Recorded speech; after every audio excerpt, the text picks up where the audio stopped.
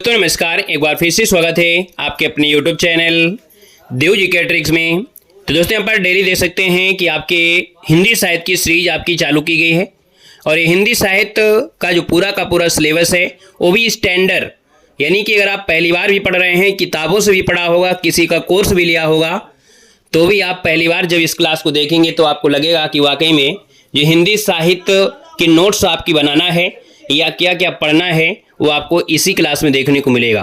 कभी कभी हम आपको यहाँ पर एक ही वीडियो में थ्योरी और कभी ऑब्जेक्टिव करा देते हैं।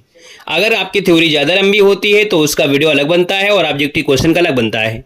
आज की इस वीडियो में हम लोग भक्ति काल पढ़ने वाले हैं और भक्ति काल का जितना भी यहाँ पर हो, चाहे वो आपका सूफी संतों से रिलेटेड हो, कृष्ण भक्ति शाखा से हो, राम भक्ति शाखा से है ना, यानी जितना भी टोटल पॉइंट आपको है इसी वीडियो में आपको मिलने वाला है। और इसके बाद दूसरा वीडियो जो हम लाएंगे, दूसरा पार्ट लाएंगे, तो उसमें आपको हम थ्योरी करा देंगे। प्रयास करेंगे कि हम पूरी तरीके से आपकी हिंदी साहित्य ऐसी खत्म कर दें, आपको महंगे महंगे कोर्स लेने की आवश्यकता नहीं पड़ेगी। फिर भी हम कहते हैं कि अगर आपको कोर्स की थोड़ा आवश्यकता पड़ रही है कि हम वीडियो में कब तक ऐसे सीरीज देखते रहेंगे, तो देव सर्कल 99 रुपये में कोर्स आपका है। नीचे आपको लिंक दी गई है वीडियो के नीचे, देव जी के ट्रिक ऐप है, वहाँ से जब जुड़ेंगे तो आपको चार प्रकार के नोट्स है। उसमें आपको AI नोट्स भी, आपको प्रिंटेड हाईलाइट नोट्स भी होंगे, साथ में यहाँ पर टेस्ट सीरीज की सुविधा भी की गई है। UP TET, SATAT, super TET जैसे एग्जामों की भी इसमें टेस्ट सीरीज है। बाकी और भी एग्जामों की आपकी है, जो भी KVS हो, बिहार से है, कोई भी आपका है, शिक्षक भर्ती से रिलेटेड और भी आपको टेस्ट सीरीज उसमें आपको मिल जाएंगी। और इसके बाद 25 एग्जामों तक की टेस्ट सीरीज उसमें अवेलेबल है। जो आप लोग टेस्ट पास खरीदते हैं 300-400 रुपए का, वो हम अपने कोर्स के साथ उस टेस्ट पास को फ्री किए हुए हैं। तो ऐप को डाउनलोड करिए, वहां से 99 रुपये में अपनी बेहतर तैयारी करिए, ठीक है ना। चलिए, नमस्ते, वेलकम है, स्वागत है, अभिनंदन कर रहा है और शुरुआत करते हैं अपने भक्ति काल को और बेहतर तरीके से यहाँ पर समाप्त करेंगे। दूसरे पार्ट में ऑब्जेक्टिव करा देंगे, ठीक है। तो चलिए स्टार्ट करते हैं। पहला पॉइंट आपसे कह रहा है कि भक्ति शब्द की व्युत्पत्ति भज धातु से हुई है। भक्ति शब्द का उल्लेख जो दिया गया है वो श्वेताश्वर उपनिषद में मिलता है। यहाँ पर याद रखिएगा, भक्ति सूत्र के जो आदि प्रणेता हैं वो आपके कौन है, तो नारद मुनि आपके माने जाते हैं। अब देखिए 3 पॉइंट आपके हो गया। हमने कहा सर भक्ति शब्द की व्युत्पत्ति भज धातु से हुई है और भक्ति शब्द का सबसे पहला उल्लेख जो मिलता है वो श्वेताश्वेतर उपनिषद मिलता है और भक्ति सूत्र के जो आदि प्रणेता है वो आपके नारद मुनि आपके हैं, ठीक है ना। यहाँ पर आगे बढ़ते क्वेश्चन दिया गया है कि रामचंद्र शुक्ल ने लिखा है कि निर्गुण मार्ग के निर्दिष्ट प्रवर्तक कबीर दास ही थे। यानी निर्गुण के जो मार्ग के प्रवर्तक रहे हैं वो आपकी कबीर दास ही रहे हैं। किसने लिखा है, तो रामचंद्र शुक्ल ने लिखा है। और बहुत ऐसे क्वेश्चन बनते हैं, आपसे क्वेश्चन में पूछा जाएगा निर्गुण मार्ग के निर्दिष्ट प्रवर्तक कबीर दास ही थे, ये किसकी पंक्ति है या किसने लिखा है, तो आप कहेंगे सर रामचंद्र शुक्ल ने लिखा है, ठीक है ना। हर एक बात को समझते हुए चलिएगा, क्योंकि जब टेस्ट पेपर आप सोल्व करोगे तो ये सब क्वेश्चन आपको बनेंगे। हिंदी में भक्ति साहित्य की परंपरा का जो प्रवर्तन किया है वो आपके नामदेव ने किया है। याद रखिए, हिंदी में भक्ति साहित्य की जो परंपरा का प्रवर्तन किया है वो आपके नामदेव ने किया है। यहाँ पर देखा जाए तो महाराष्ट्र के संत परंपरा आदि जो आपके हैं वो कवि मुकुंद राज को माना जाता है। याद रखिए, महाराष्ट्र में संत परंपरा की अगर बात करें तो आपके कवि मुकुंद राज को माना जाता है। इन्होंने 1190 ईस्वी में मराठी का पहला काव्य ग्रंथ विवेक सिंधु लिखा है। किसने लिखा था, तो कवि मुकुंद राज की जो आपकी कह सकते हैं काव्य ग्रंथ है उसका नाम है विवेक सिंधु है, जो कि आपके मराठी का पहला काव्य ग्रंथ माना जाता है। आइएगा सर नेक्स्ट पॉइंट में आते हैं। पॉइंट आपसे अगला पूछा गया है कि महाराष्ट्र में देखा जाए तो आप कहेंगे सर महाराष्ट्र में महानुभाव और बारकरी नामक 2 संप्रदाय प्रचलित हैं। महानुभाव संप्रदाय के जो प्रवर्तक है वो आपके चक्रधर थे और बारकरी संप्रदाय के जो मूल प्रवर्तक रहे हैं वो आपके संत पुंडरीक को माना जाता है। किंतु ऐतिहासिक दृष्टि से देखा जाए तो बारकरी संप्रदाय के प्रथम उन्नायक संत आपके ज्ञानेश्वर आपके हैं। यानी हमने कहा सर जी मूल अगर बात किया जाए तो आपके पुंडलिक ही हैं, लेकिन कुछ इतिहास के अकॉर्डिंग देखा जाए तो बारकरी संप्रदाय के प्रथम उन्नायक जो आपके संत ज्ञानेश्वर का नाम आता है। यहाँ पर आगे बढ़ते हैं। क्वेश्चन दिया गया है कि जो भक्ति आंदोलन है आपका कैसा है, तो भक्ति आंदोलन एक जातीय और जनवादी आंदोलन है। कैसा है, एक जातीय और जनवादी आंदोलन है। यहाँ पर देखा जाए तो हिंदी साहित्य में भक्ति आंदोलन का जो प्रारंभ है वो दक्षिण भारत के अलवार भक्तों की परंपरा से हुआ है। इन अलवार भक्तों की संख्या कितनी है, तो 12 है। तो आपसे पूछेगा अलवार भक्तों की संख्या 12 हो जाएगी। 12 अलवार भक्तों में से प्रथम भक्त जो आपके हैं वो आपके नम्मलवार या इन्हीं को बोलते हैं सठकोप के रूप में आपका माना जाता है। वहीं पर अगर बात करते हैं कि महिला भक्तों में आंडाल का नाम आता है और इन्हें दक्षिण भारत की मीरा के नाम से जानते हैं। यानी 12 जो अलवार आपके रहे हैं, 12 अलवार भक्त रहे हैं, इनमें से एक महिला रही है जिनका नाम था आंडाल और इन्हें दक्षिण भारत की मीरा कहा जाता है। यहाँ पर देख सकते हैं 12 अलवार भक्त जो संत है उनके नाम दिया है, 60 कोप दिया गया है, जो कि हमने कहा था पहला आपका जो नाम आता है वो 60 कोप आता है।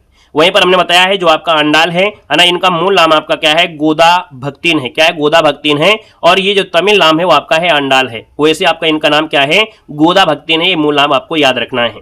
यहाँ पर आगे बढ़ते हैं, क्वेश्चन देखो दिया गया है कि जॉर्ज गियर्सन ने भक्ति काल को हिंदी साहित्य का स्वर्णयुग कहा है। यानी भक्ति काल को हिंदी साहित्य का स्वर्णयुग किसने कहा है, तो आपकी जॉर्ज गियर्सन ने कहा है।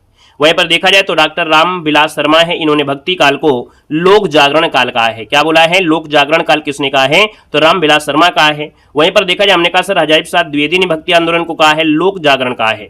हमने कहा लोक जागरण काल, तो आप कहेंगे सर रामविलास शर्मा, और लोक जागरण अगर आपसे केवल पूछता है तो आपके हजारी प्रसाद जो आपके आचार्य हजारी प्रसाद हो जाएंगे। ठीक है, आइएगा नेक्स्ट पॉइंट में आते हैं। देखिए भक्ति काल का जो समय आपका दिया गया है यानी भक्ति काल जो आपका है इसको कई डिवाइड में बांटा गया है। यहाँ पर देख सकते हैं कि भक्ति काल को हम पहले दो भागों में डिवाइड करते हैं, एक निर्गुण काव्य धारा, दूसरी आपके है सगुण काव्य धारा। जो निर्गुण काव्य धारा है वो आपकी मूलतः दो भागों में टूट जाती है, एक ज्ञानश्री शाखा में और एक प्रेमाश्री शाखा में।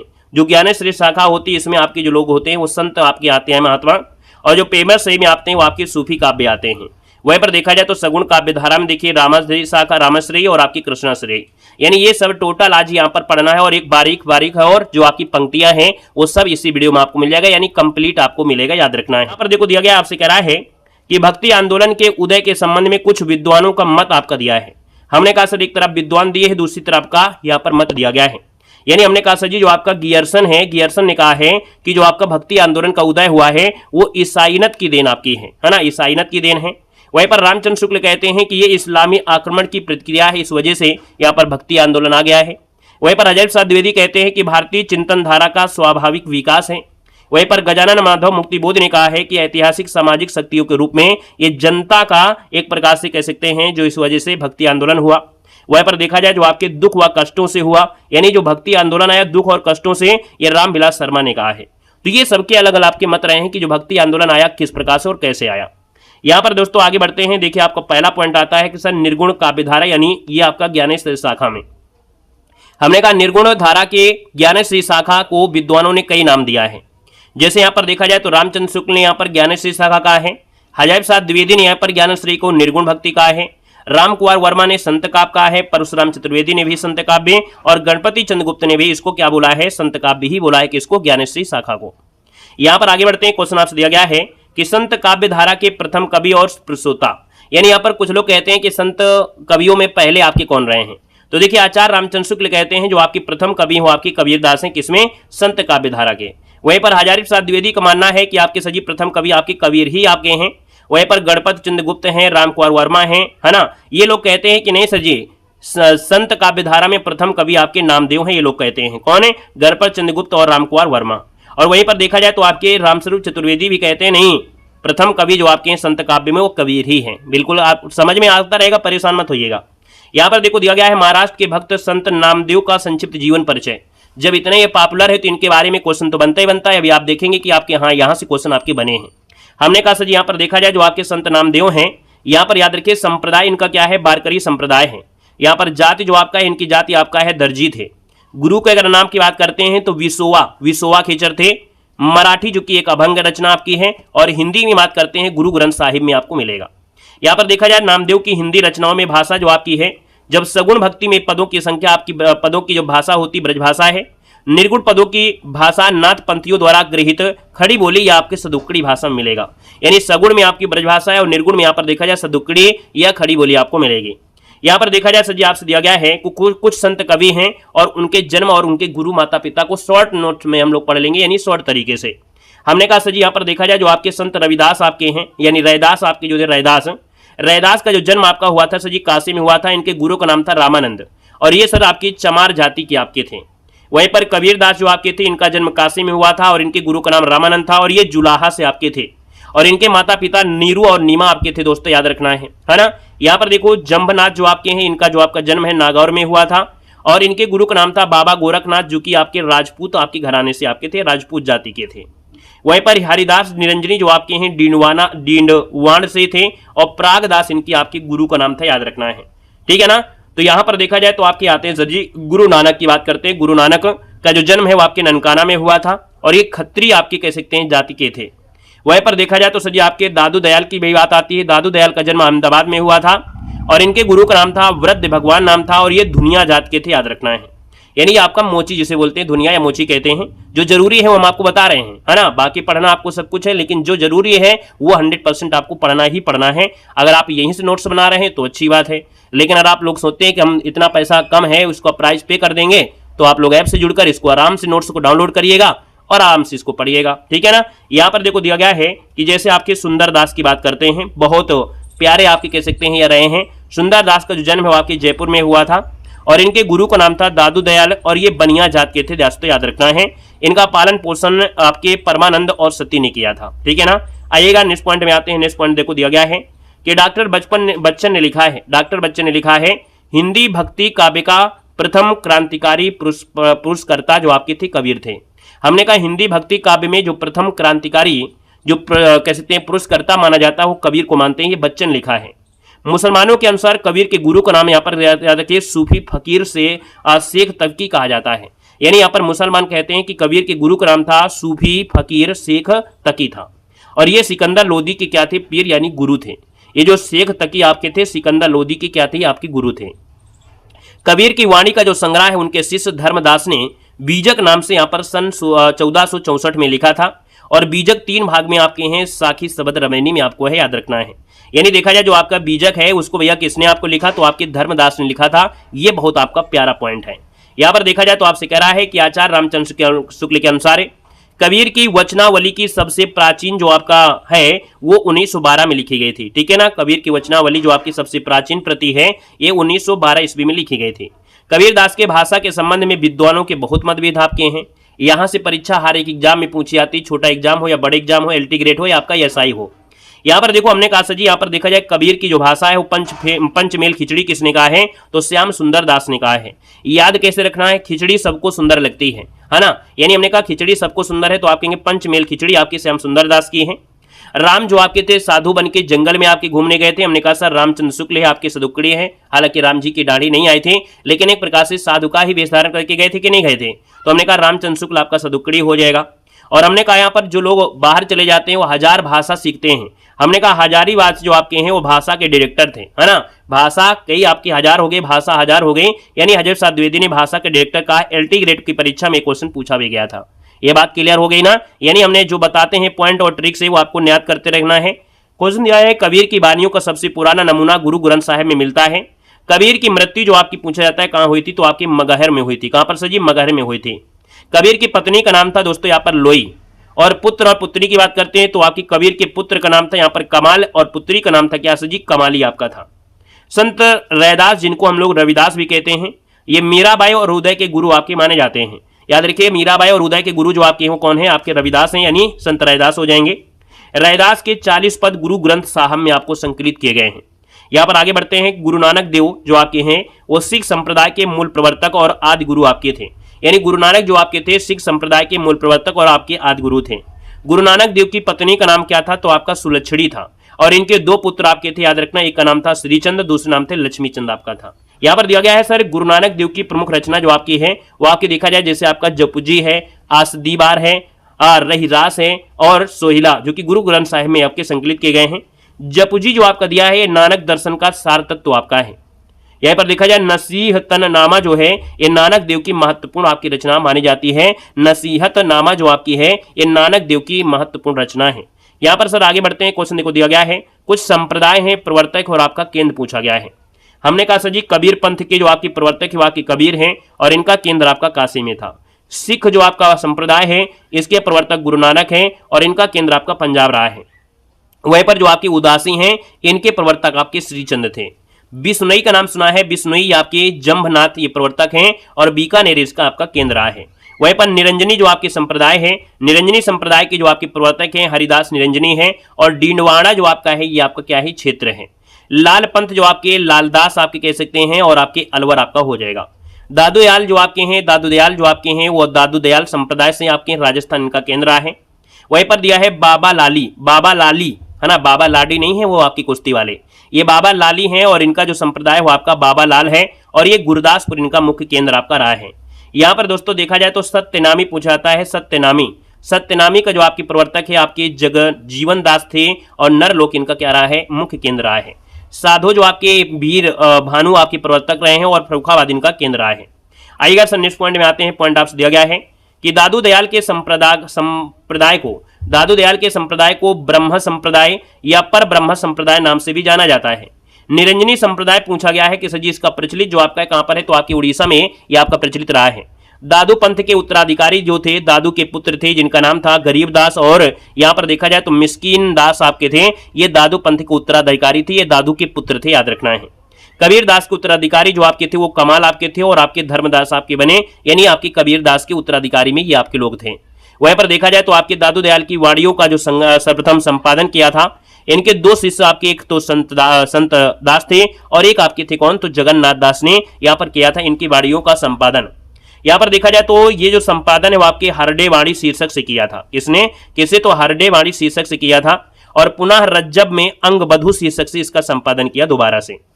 बाबा लाल कृष्ण जो आपके हैं ये आपके असरारे मार्फत में उनका और दारा सिकों का वार्तालाप संग्रहित किया गया है। किसमें, तो बाबा लाल के द्वारा जो रचित है असरारे मार्फत, इनमें सजी दारा सिकों का वार्तालाप संग्रहित किया गया है, याद रखना है। यहाँ पर देखा जाए तो संत कवियों में जो बाबरी साहिबा महिला संत हैं वो आपकी साधिका थी। याद रखिए संत कवियों में बाबरी साहिबा जो महिला संत हैं वो आपकी साधिका थी। अक्षर जो दिया है, अक्षर ये अनन्य प्रसिद्ध छत्रसाल के क्या थे, गुरु थे। अक्षर जो आपके हैं ये आपके देखा जाए छत्रसाल के गुरु थे। यहाँ पर एक बात याद रखना है, संत रज्जब का पूरा नाम पूछा जाता है। संत रज्जब का पूरा नाम था रज्जब अली खां। क्या नाम था, रज्जब अली खां था। संत शेख फरीद का जो दूसरा नाम था वो शाह ब्रह्मा या इब्राहिम शाह या शंकर गज था, याद रखना है। हमने कहा सर जी संत शेख फरीद का नाम कई बार एग्जाम में पूछा गया है, यानी एक बार नहीं कई बार एग्जाम में पूछा गया है कि संत शेख फरीद का पूरा नाम क्या था, तो शाह ब्रह्म या इब्राहिम शाह या शंकर गज के नाम से इनको जाना गया है। यहाँ पर देखा जाए तो संत कवियों की महत्वपूर्ण काव्य पंक्तियां भी आपकी हैं, यानी इसी वीडियो में आपको पंक्तियां भी आपको ले लिया है, अलग से आपको कोई दिक्कत नहीं होगी। यहाँ पर देखो कबीर की अगर बात करते हैं तो कबीर की पंक्तियों में से जो बहुत पूछी जाती हैं वही आपकी हैं, बाकी ढेर सारी हैं। हमने कहा तंत्र न जानू मंत्र न जानू जानू सुंदर काया, ये आपकी कबीर की है। हरि रस पिया जानी जे कबहू न जाए खुमार, मैं मनता घुमत फिरे नहीं तन की सार।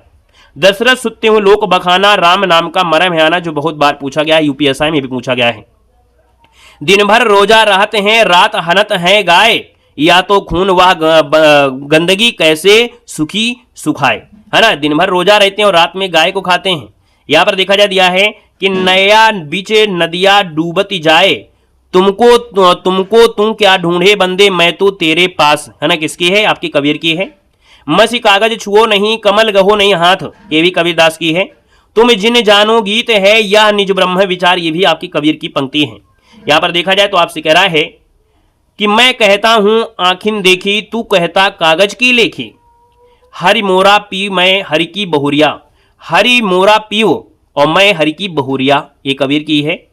हमने है इश्क मस्ताना हमन को, हमन है इश्क मस्ताना हमन को होशियारी क्या, साईं के सब जीव हैं कीरी कुंज कुंजर दोए, रस गगन गुफा अजर झरें, माया महा ठगनी हम जानी, जात न पूछो साधु की पूछ लीजिए ज्ञान, ये भी आपकी कबीर की ही पंक्तियां हैं। मोरी चुनरी में परि गयो दाग पिया, है ना, वह पर दुल्हने गावो मंगलचार, हम आए राजा राम भरतार, यानी ये भी आपका पंक्ति पूछी गई, ये भी पूछा गया है। पीछे लागा जाई था लोक वेद साधी, आगे थे सदगुरु मिल्या दीपक दिया हाथी, घूंघट के पट खोल बहुरिया, है ना, घूंघट के पट खोल बहुरिया, ये भी आपकी इन्हीं की है। सपने में साई मिले सोवत मिले जगाए, संतो आई ज्ञान की आंधी, है ना, सब ये कबीर की हैं। वहीं पर देखा जाए तो दिया है पूजा सेवा नेम व्रत गुड़ियन का सा खेल, यानी पूजा सेवा नाम व्रत का है और सब गुड़ियन का खेल है। गुरु गोविंद दो खड़े काको लागो पाए, बलिहारी गुरु आपने गोविंद दियो बताए। यहाँ पर देखा जाए तो तरसे बिन बालम मोर जिया, तरसे बिन बालम मोर जिया, ये सजी सब किसकी है, तो आपकी कबीर की है, याद रखना है। जो कि यहां से लेकर यहां तक जब आप पहुंचेंगे तो ये सब कबीर की ही पंक्ति हैं, जो कि लगभग सभी पूछी गई हैं, ठीक है ना। बाकी जिस पर फोकस किया है वो ज्यादा पूछे गए हैं। यहाँ पर आते हैं सर जी संत नामदेव की बात करते हैं तो संत नामदेव की कुछ महत्वपूर्ण आपकी पंक्तियां हैं, जैसे मन मेरी सुई तन तेरा धागा, खेच अर्जी के चरण पर नामा पिसिपी, सुफल जन्म मोको गुरु कीन्हा, दुख विसार दुख अंतर कीन्हा, ज्ञान दान मोको गुरु दीन्हा, राम नाम बिन जीवन दीन्हा। ये संत नामदेव की है। माई ना होती बाप ना होते, कर्म ना होता काया, हम नहीं होते तुम नहीं होते, कौन कहाँ ते आया। ये संत नामदेव की है। फिर आते हैं सर जी हम लोग रैदास की बात करते हैं। रैदास यानी जिनको संत रविदास कहते हैं, इनकी पंक्ति की बात करते हैं। तो ऐसी मेरी जात विख्यात चमार, ये रविदास की है। पावर जंगम कीट पतंगा, पूरी रहो हरि राई, आपके किसकी है? तो आपके रैदास जी की है। यहां पर दिया गया है गुण निर्गुण कहियत नहीं जाके, ये आपके रैदास जी की है। अब कैसे छूटे राम नाम रट लागी, प्रभ जी तुम चंदन हम पानी जाकी, अंग अंग वास समानी। ये रैदास की पंक्ति है। और मन चंगा तो कसौटी में गंगा, ये भी सजी आपकी किसकी है? तो ये भी आपके रविदास यानी रैदास जी की है। अब आते हैं सजी यहाँ पर गुरु नानक जी की कुछ पंक्तियां हैं। जैसे दिया है जो नर दुख में सुख नहीं माने, जो नर दुख में दुख नहीं मानो, सुख सने अरि भयो नहीं जाके, कंचन माटी जाने। तो जी यहाँ पर देखा जाए तो ये बहुत अच्छी आपकी बात लिखी गई है और ये आपकी गुरु नानक की है। यानी अगर आप दुख है तो आप उसको दुख नहीं सुख की समझो, क्योंकि हमेशा तो आपको सुखे सुख तो होते नहीं है। सजी दिया गया है दादू दयाल की बात करते हैं। दादू दयाल में आप देख सकते हैं घी व दूध से, क्या दिया? घी व दूध से रमी रहा व्यापक सब ही टौर, ये दादू दयाल का है। असत मिलाई अंतर पड़ई, भाव भगत रस जाए, साथ मिलाई सुख उपजही, आनंद अनंग नवाई। अजगर चरे न चाकरी, पंछी करे न काम, दास मालुका कह गए सबके दाता राम। तो भैया यहाँ पर देखा जाए तो यहाँ तक की ये पचना यहाँ पर आपकी थी। यहाँ पर विविध में आपकी बात करते हैं। संत कवियों ने नारी के कामनी रूप की आलोचना किया है। यानी जितने भी संत कवि रहे हैं उन्हें नारी रूप का जो किया है वो है ना, नारी के जो कामनी रूप है ना, यानी मोहित वाला जो रूप है उसकी इन्होंने आलोचना किया है। अब यहां पर आते हैं सर जी निर्गुण काव्य धारा, यानी निर्गुण में जो कि प्रेम मार्गी सूफी धारा में आते हैं। भारत में सूफी धर्म का जो प्रचार है वो 12वीं शताब्दी में ख्वाजा मुइनुद्दीन चिश्ती ने यहाँ पर किया था। बीएलटी ग्रेड की परीक्षा में आपसे पूछा गया था कौन सी सदी में? तो भैया सूफी धर्म का प्रचार है आपकी 12वीं सदी में ख्वाजा मुइनुद्दीन चिश्ती ने यहाँ पर किया था। सूफी दर्शक को तो क्या बोलते हैं? तो याद रखिए सूफी दर्शन को तसव्वुफ कहते हैं। सूफी शब्द की जो व्युत्पत्ति के संबंध में निम्नलिखित आपके मत हैं। यानी जो सूफी शब्द आया है वो किस प्रकार से आया है, यहाँ पर देख सकते हैं कि मूल शब्द और अर्थ दिया है।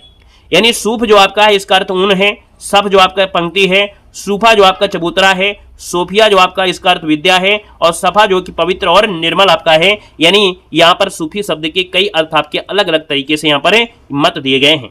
यहाँ पर आगे बढ़ते हैं। अगला दिया है कि सूफी या प्रेम मार्गी शाखा के प्रथम कवि और आपकी प्रसूता दिया गया है। हमने कहा जो सूफी कवि आपके दिए हैं उनकी रचना है और आपके रचनाकार है। तो भैया यहाँ पर देखा जाए तो हमने कहा सर हंसावली की रचना किसने किया है? तो आपके असाईत ने किया है। चंद्रायन की रचना किसने किया है? तो आप कहेंगे सर ये रचना आपकी मूल्य दाऊद की है। सत्यवती कथा आपकी किसकी है? तो आपकी ईश्वरदास की है। मृगावती जो आपकी है कुतुबन की है। ये रचना तो आप लोग जानते होंगे। अब हमने कहा सर जी यहाँ पर देखा जाए सूफी या प्रेम मार्गी शाखा के प्रथम कवि यानी गणपति चंद्र गुप्त कहते हैं कि जो हंसावली है ये असायत की रचना है। यानी यहाँ पर असायत जो आपके प्रथम कवि आपके सूफी के हैं। राम कुमार कहते हैं मुल्ला दाऊद जो आपके हैं वो सूफी के पहले कवि आपके हैं। हजार शाह द्विवेदी कहते हैं ईश्वरदास आपके पहले कवि, और रामचंद्र शुक्ल कहते हैं कुतुबन जो आपके हैं पहले कवि हैं। और इनकी रचना इस प्रकार से आपको याद भी हो गई होंगी। हमने कहा असैयद की रचना आपकी हंसावली, चंद्रायन, मुल्ला दाऊद, सत्यवती कथा ईश्वरदास है, और मृगावती आपकी कुतुबन की है।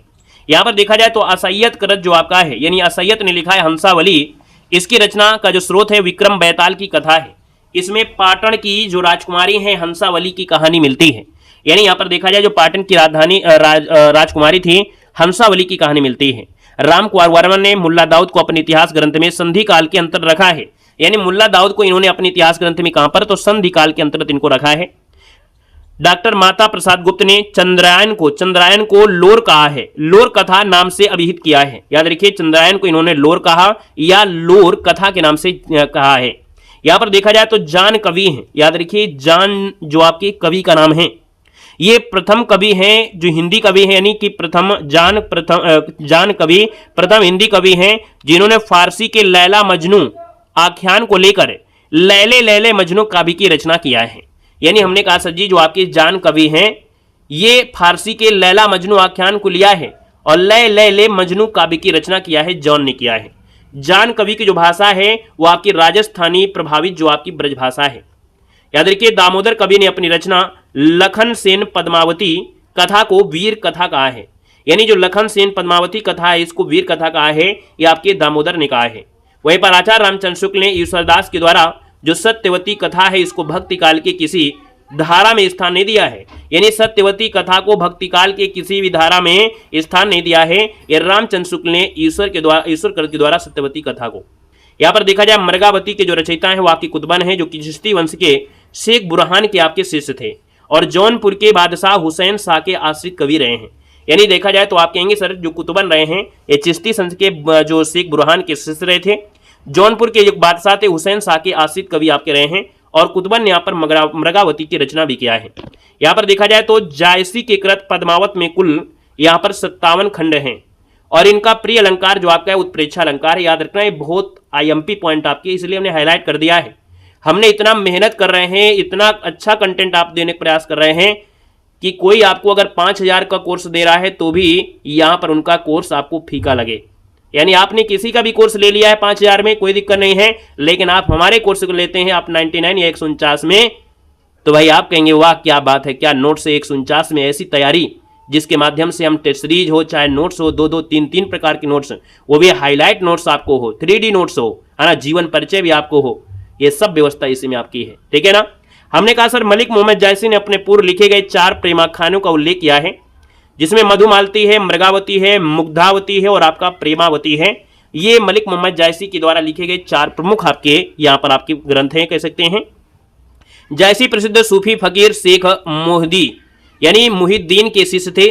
जो आपके जायसी थे वो आपके सूफी फकीर शेख मोहिद्दीन या मुहिद्दीन के शिष्य थे और शेर शाह के समकालीन थे।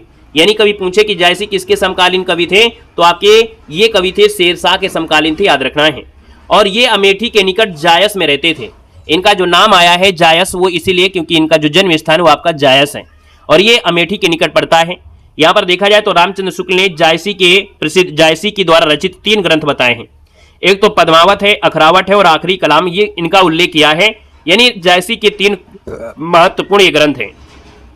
आचार्य शुक्ल के अनुसार पद्मावत की कथा का जो पूर्वार्ध है वो कल्पित और उत्तरार्ध का ऐतिहासिक है। हमने कहा पद्मावत की कथा ये पूर्वार्ध जो कल्पित है और उत्तरार्ध की क्या है, ऐतिहासिक है। यहाँ पर देखा जाए तो आपसे कह रहे हैं पद्मावत में प्रयुक्त जो आपके प्रतीक हैं, हमने कहा यहाँ से भी क्वेश्चन आपके बनते हैं कि सर पद्मावत में है ना, जो पद्मावत है किसका आपका है, तो आप कहेंगे सर रतन सेन का प्रतीक है। सिंघल जो आपका है वो पद्मतीवती का है। वह पर सुआ या हीरामन तोता जो आपका नागमती का ये प्रतीक है।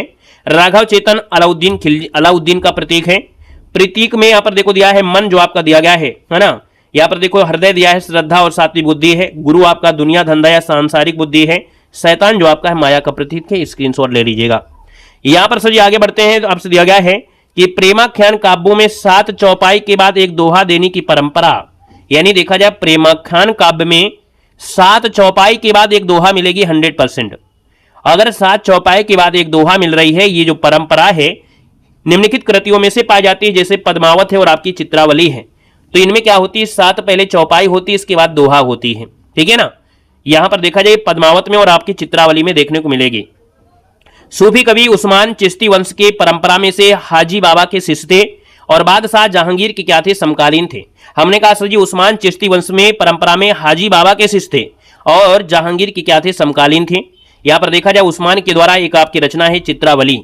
चित्रावली में नेपाल के एक राजा थे, है ना, राजकुमार थे सुजान, और रूपनगर की एक राजकुमारी थी चित्रावली। इनके प्रेम कथा का वर्णन है। यानी चित्रावली में देखिए सुजान और चित्रावली की प्रेम कथा का वर्णन मिलता है। वहीं पर एक बात याद रखना है, चित्रावली में अंग्रेजों के द्वीप का भी वर्णन मिलता है। अंग्रेजों के द्वीप का वर्णन आपके चित्रावली में मिलता है। यहाँ पर देखा जाए तो जूर मोहम्मद दिल्ली के बादशाह मोहम्मद शाह के समकालीन थे। नूर मोहम्मद, यहाँ पर नूर कर लीजिएगा, नूर मोहम्मद दिल्ली के बादशाह मोहम्मद शाह के समकालीन थे। नूर मोहम्मद ने फारसी भाषा में रौजतुल हकायत नामक ग्रंथ की रचना किया। नूर मोहम्मद कृत जो आपका इंद्रावती है, इसमें कलिंजर की एक राजकुमार थी जिनका नाम था राजकुमार, और आगमपुर की एक राजकुमारी थी इंद्रावती। इनकी प्रेम कहानी है। तो भैया राजकुमार और इंद्रावती की प्रेम कहानी है किसमें, इंद्रावती में है। यहां पर देख सकते हैं आपसे दिया गया है कि जो रामचंद्र शुक्ल हैं, है ना, इन्होंने नूर मोहम्मद और इंद्रावती को सूफी आख्यान काव्यों की अखंडित परंपरा को समर्पित माना है। आचार्य शुक्ल ने सूफी या प्रेम मार्गी शाखा का एकमात्र हिंदू कवि सूरदास नामक एक पंजाबी को माना है जो शाहजहां का समकालीन था। नल दमयंती नामक प्रेम कथा लिखी गई थी। यानी नल दमयंती नामक जो प्रेम कथा है वो लिखी है, याद रखना है। यहां पर देखा जाए तो कुछ नायक और नायिका दिया है। हमने कहा जैसे काव्य है और काव्य में पूछ लेता है इसकी नायक और नायिका कौन है।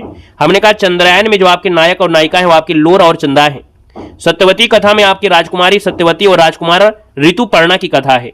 मृगावती में देखिए राजकुमार और जो आपकी मृगावती इनका आपका है। पद्मावत में रत्नसेन पद्मावती और जो पत्नी थी नागमती का वर्णन है। मधुमालती में मधुमालती मनोहर और प्रेमा ताराचंद का वर्णन आपको मिलता है। एक एक पॉइंट आपको यहां पर मिलेगा। वहीं पर देखा जाए तो माधव नल कमकंदला में कमकंदला और माधव जी की प्रेम कथा है।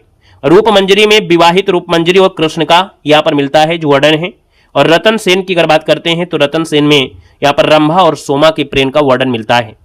यहाँ पर आगे बढ़ते हैं। अगला दिया है सगुण धारा, जो कि सगुण भक्ति सदा उद्भव और विकास दिया है। हमने कहा रामचंद्र शुक्ल के अनुसार श्रद्धा और प्रेम के योग का नाम भक्ति है। याद रखिए श्रद्धा और प्रेम के योग का नाम भक्ति है, वो आपके रामचंद्र शुक्ल के अनुसार आपकी है। भक्ति साहित्य में जो आपका दिया गया एक शब्द दिया गया, ये शब्द का नाम है प्रस्थानत्रयी। ये उपनिषद है जो कि गीता और ब्रह्मसूत्र को कहा गया है। यानी हमने कहा भक्ति साहित्य में जो प्रस्थानत्रयी है उपनिषद है और गीता और ब्रह्मसूत्र को कहा गया है।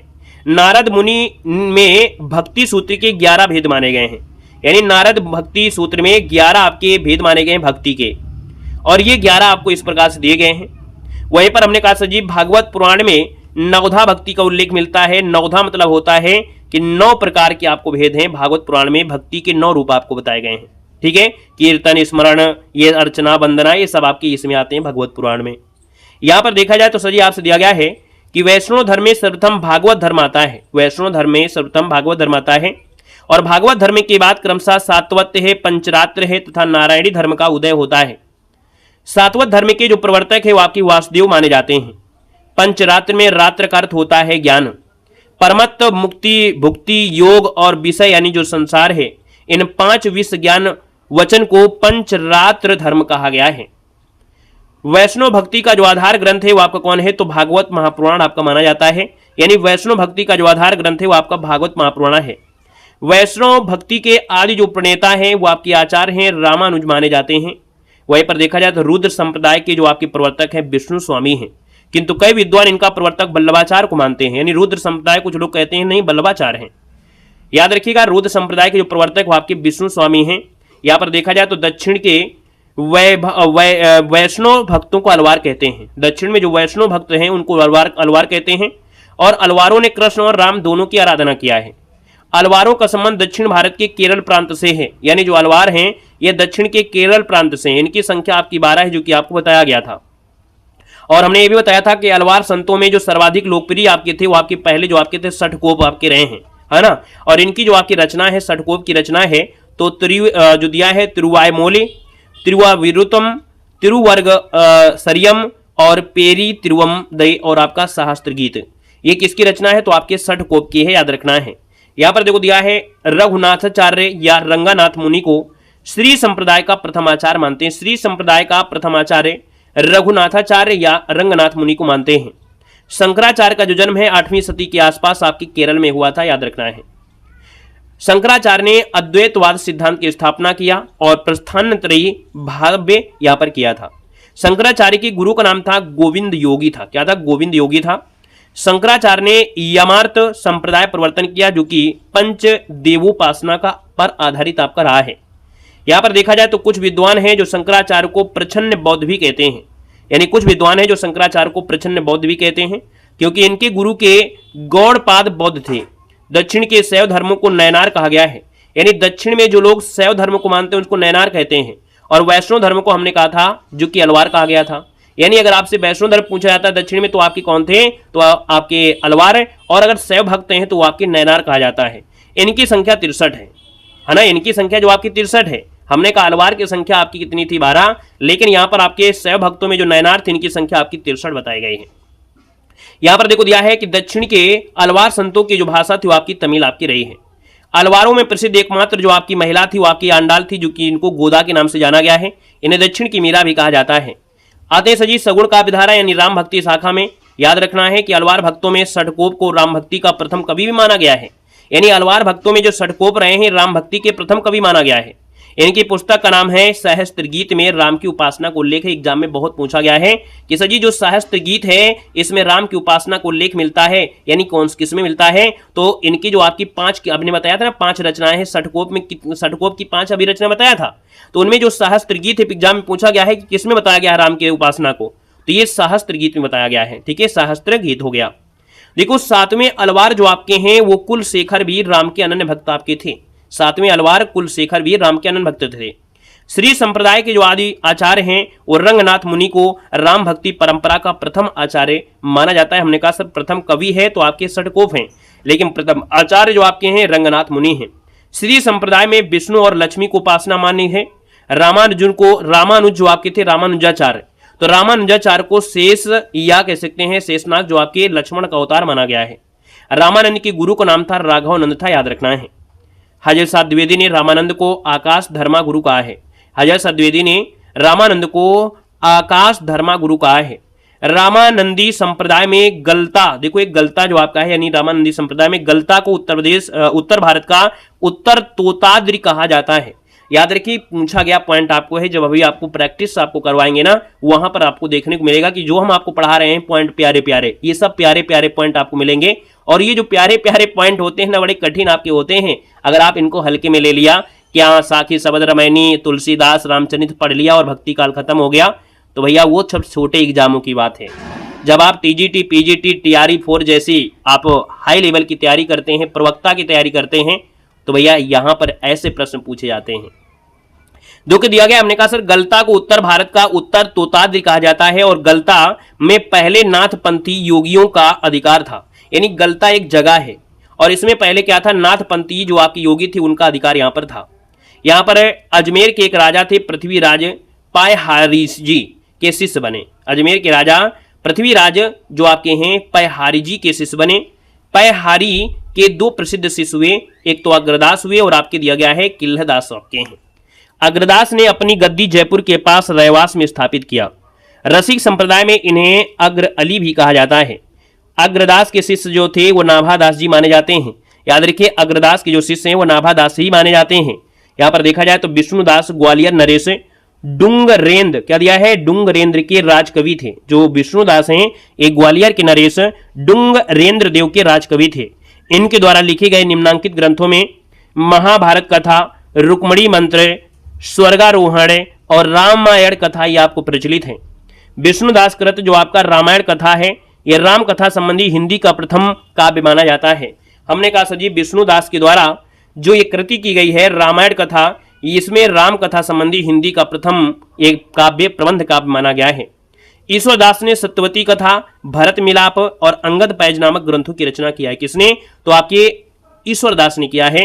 आचार्य रामचंद्र शुक्ल ने तुलसीदास को याद रखिए स्मार्त वैष्णव कहा है, यानी तुलसीदास को स्मार्त वैष्णव मानते हैं आपके रामचंद्र शुक्ल मानते हैं। यहां पर देखा जाए तो आचार्य शुक्ल के अनुसार हिंदी काव्य की प्रौढ़ता के युग का जो आरंभ है गोस्वामी तुलसीदास के द्वारा हुआ है, यानी हिंदी काव्य की जो प्रौढ़ता है इस युग का आरंभ गोस्वामी तुलसीदास द्वारा हुआ है।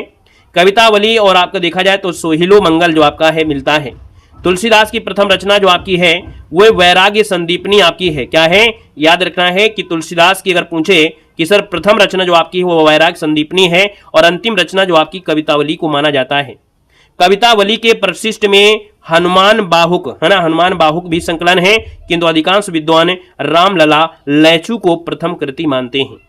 यहाँ पर देखा जाए तो सजी रामचरितमानस की जो रचना है वो 1631 में चैत्र शुक्ल रामनवमी मंगलवार को हुआ था और इसकी रचना में कुल समय जो लगा 2 वर्ष 7 महीना और 26 दिन का समय लगा था। और रामाज्ञा प्रश्न एक ज्योतिष ग्रंथ है, यानी यहाँ पर देखा जाए तो तुलसीदास के द्वारा रचित जो आपका ग्रंथ है रामाज्ञा प्रश्न एक ज्योतिष ग्रंथ है। कृष्ण गीतावली में गोस्वामी जी ने कृष्ण से संबंधी पदों की रचना तथा पार्वती मंगल में पार्वती और शिव के विवाह का वर्णन किया है। हमने कहा कि कृष्ण गीतावली में गोस्वामी जी ने कृष्ण से संबंधित पदों की रचना किया है, वहीं पर पार्वती में पार्वती और शिव के विवाह का वर्णन यहाँ पर किया है। सजी रामचरितमानस और कवितावली में गोस्वामी जी ने कलिकास का वर्णन किया है। किसका, कलिकाल का वर्णन किया है रामचरितमानस में। रामचरितमानस और कवितावली में गोस्वामी जी ने कालिकाल का वर्णन किया है, कलिकाल का वर्णन किया है। कवितावली में बनारस यानी काशी के तत्कालीन समय में फैले महामारी का वर्णन उत्तरकांड में किया गया है। तुलसीदास ने अपने बाहु रोग मुक्ति के लिए हनुमान बाहु की रचना किया है। आचार्य रामचंद्र शुक्ल ने रामचरितमानस को लोकमंगल की सावधान अवस्था का काव्य माना है, यानी साधना अवस्था का काव्य माना है। रामचरितमानस में जो आपकी लोकमंगल की साधना अवस्था है। रामचरितमानस की जो प्रथम टीका है वो अयोध्या के बाबा रामचरण दास ने लिखा है। यहाँ पर देखा जाए सजी आपसे दिया गया है, नाभादास गोस्वामी तुलसीदास के समकालीन राम भक्ति कवि थे। यानी जो आपके नाभादास हैं ये तुलसीदास के समकालीन ही राम भक्ति थे। इनका जन्म लगभग देखा जाए तो 1570 के आसपास माना जाता है। नाभादास ने हिंदी में भक्तमाल की परंपरा का सूत्रपात किया और इनके गुरु का नाम था अग्रदास। ये बहुत बार एग्जाम में पूछा गया है कि सर जी नाभादास जो आपकी है, हमने कहा सर जी नाभादास की जो रचना, नाभादास ने भक्तमाल की रचना किया और यहां पर देखा जाए नाभादास के गुरु जो आपके थे अग्रदास थे। डॉक्टर गियर्सन ने नाभादास का जो उपनाम है वो नारायण दास यहां पर बताया है, नारायण दास। देखा जाए सर जी नाभादास ने आसपास ब्रजभाषा में यानी 1585 ईस्वी में लगभग आसपास ब्रजभाषा में भक्तमाल की रचना किया है। यहाँ पर देखा जाए भक्तमाल में लगभग 200 कवियों का जीवन वृत्त मिलता है और उनकी भक्ति की महिमा सूचक बातों को 316 छप्पयों में लिखा गया है। 1712 ईस्वी में प्रियादास ने भक्तमाल की टीका जो कि रस बोधनी शीर्षक से ब्रजभाषा में कवित्व शैली में यहाँ पर किया था। भक्तमाल की टीका ये रस बोधनी शीर्षक से किया था ब्रजभाषा में और कवित्व शैली में। केशोदास का जन्म जो आपका है बुंदेलखंड के एक राजा थे, है ना, बुंदेलखंड के ओरछा नामक नगर में हुआ था। याद रखना है जो आपकी केशोदास का जन्म है, पूछा गया है। यहां पर देखा जाए कुछ आपके बीच में पॉइंट आप कहते हैं। रविन्द्रनाथ टैगोर ने लिखा है कि वाल्मीकि ने सर्वप्रथम नर काव्य का प्रवर्तन किया था। यानी हमने कहा सजी कि वाल्मीकि ने सर्वप्रथम नर काव्य का प्रवर्तन किया था। याद रखिए रविन्द्रनाथ टैगोर ने लिखा है।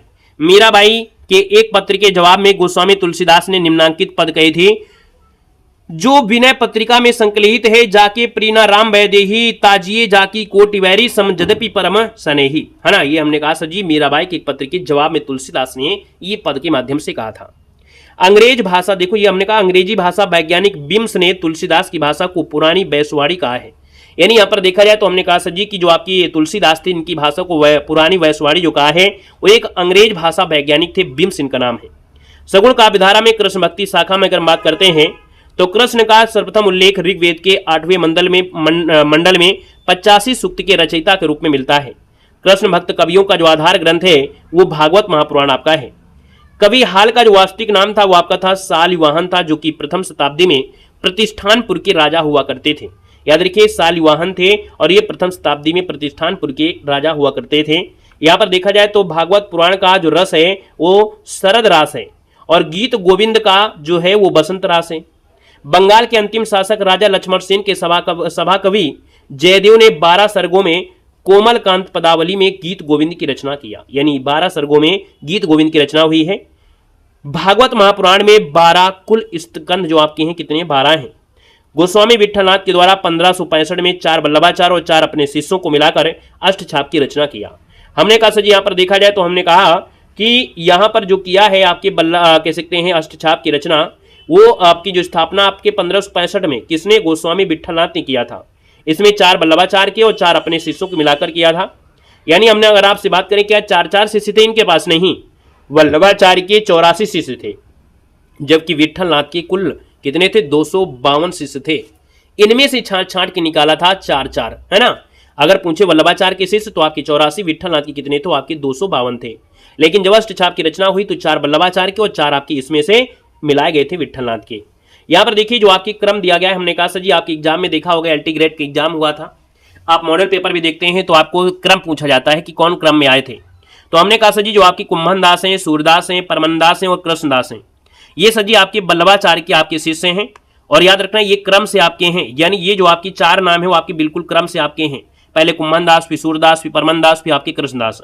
हम बात करते हैं कुंभन दास के जन्म की, तो इनके जन्म हुआ था उत्तर प्रदेश में जो आपका जमुनावतो है।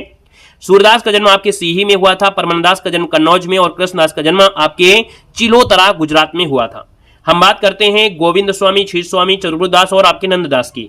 तो सर ये जो आपके 4 शिष्य थे विठलनाथ के थे और याद रखना इनका भी क्रम आपको याद रखना है। जो गोविंद स्वामी थे वो अंतरी के थे आपके जो राजस्थानी, क्षीर स्वामी आपके मथुरा के, चरुदास आपके जमुनावती उत्तर प्रदेश के और नंददास थे रामपुर उत्तर प्रदेश के रहे हैं।